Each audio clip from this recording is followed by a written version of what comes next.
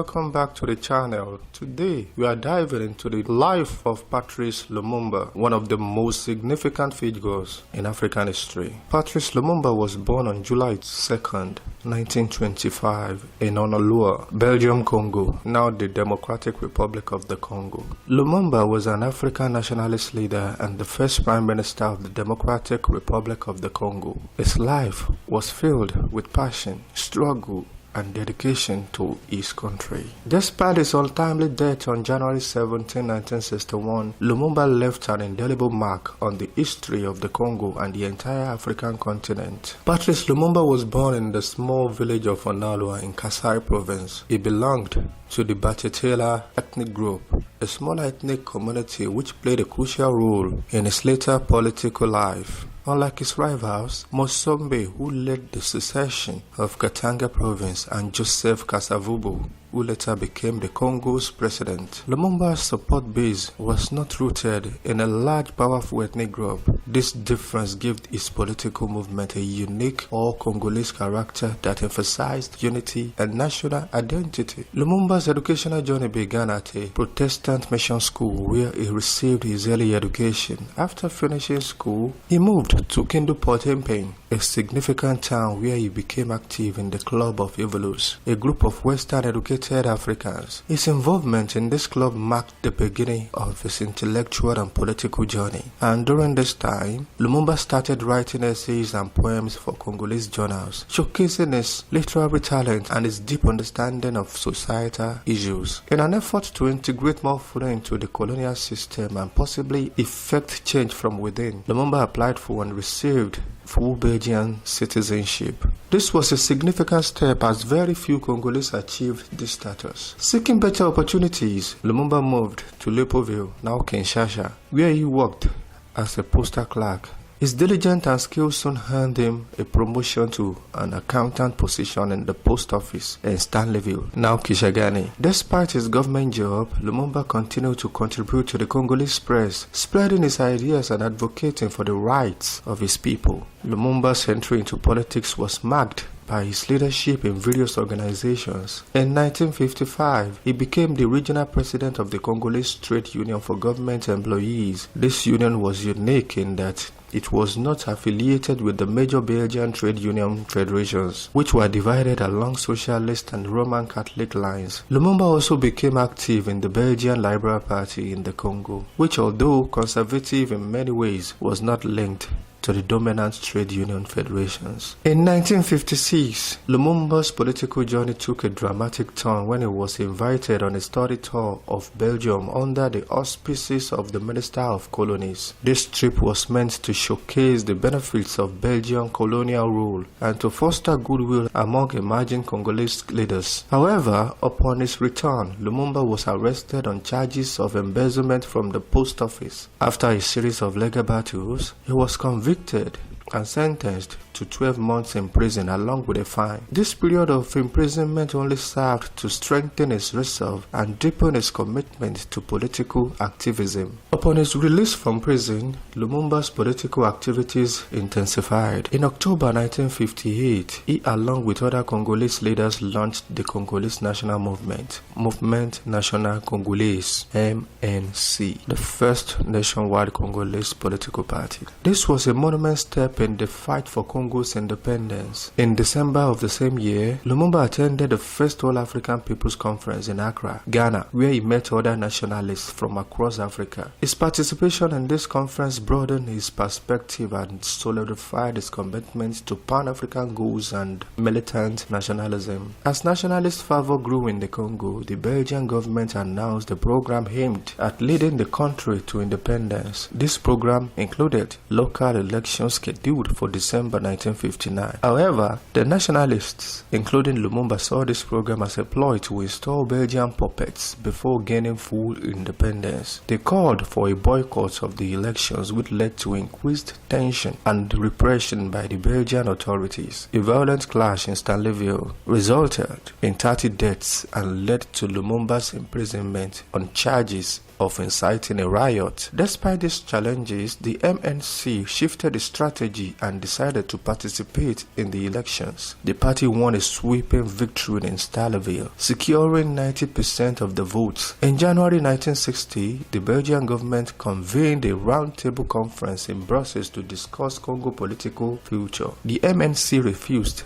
to participate unless Lumumba was released from prison. Under pressure, the Belgian authorities freed Lumumba and he flew to Brussels to join the conference. The Roundtable Conference resulted in an agreement to grant Congo independence on June 30, 1960, with national elections to be held in May. Despite the presence of numerous political parties, the MNC emerged as the dominant force in the elections, and Lumumba became the leading nationalist politician in the Congo. After unsuccessful attempts by his rivals to prevent his rise, Lumumba was asked to form the first government on June 24, 1960. Lumumba's tenure as Prime Minister was marked by immediate and severe challenges. Almost as soon as the Congo gained independence on June 30, 1960, the army rebelled against its Belgian commanders. This rebellion was fueled by long-standing grievances and the desire for greater autonomy. In the midst of this turmoil, Mosombe declared that the mineral-rich province of Katanga was seceding from the Congo. Belgium, ostensibly to protest its nationals, sent troops to support Sombe's regime, which further worsened the crisis. Faced with an escalating conflict,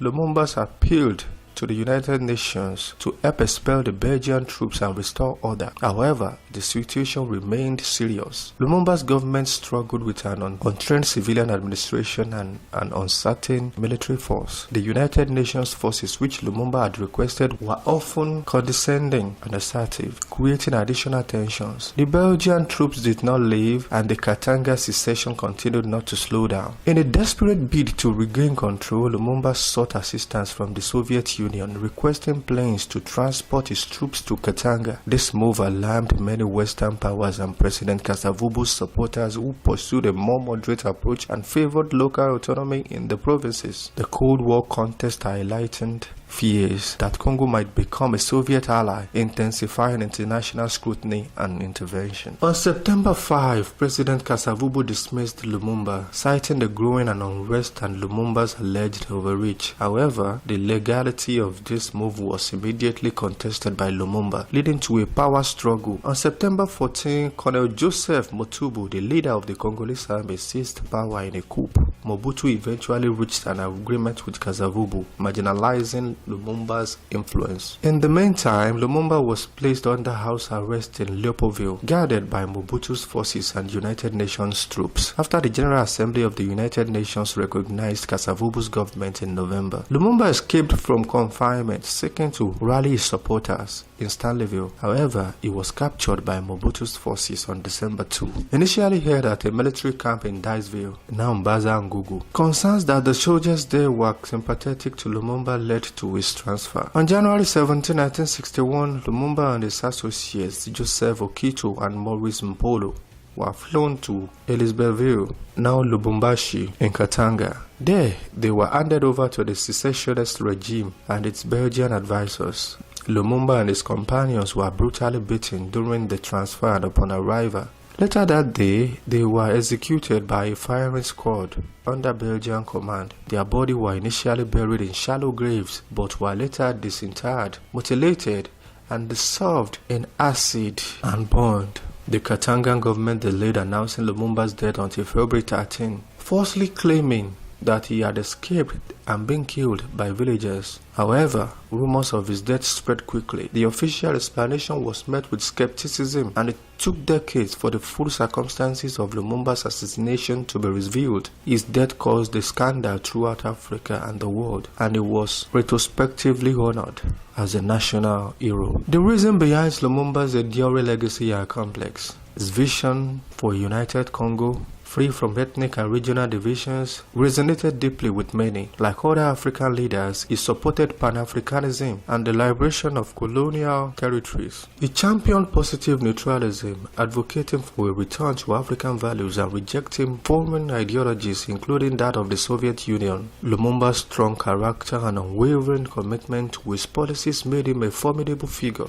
His determination to pursue his goals regardless of the enemies he made both within and outside the Congo, earned him respect and admiration. The Congo's strategic importance in Africa due to its wealth, size, and proximity to white-dominated Southern Africa, highlighting the stakes for Lumumba's opponents. In the context of the Cold War, his alignment with the Soviet Union was seen as a significant threat by Western powers. Lumumba's legacy continues to inspire generations of Africans and others who fight for justice, unity, and self-determination. His life and death are a testament to the complexities and challenges of decolonization and the ongoing struggle for true independence and sovereignty.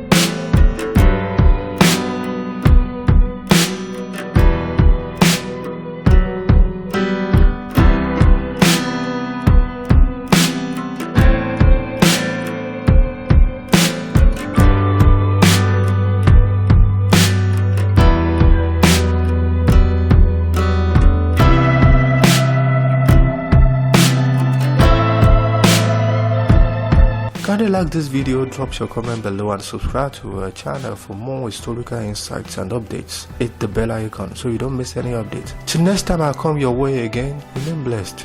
Bye for now.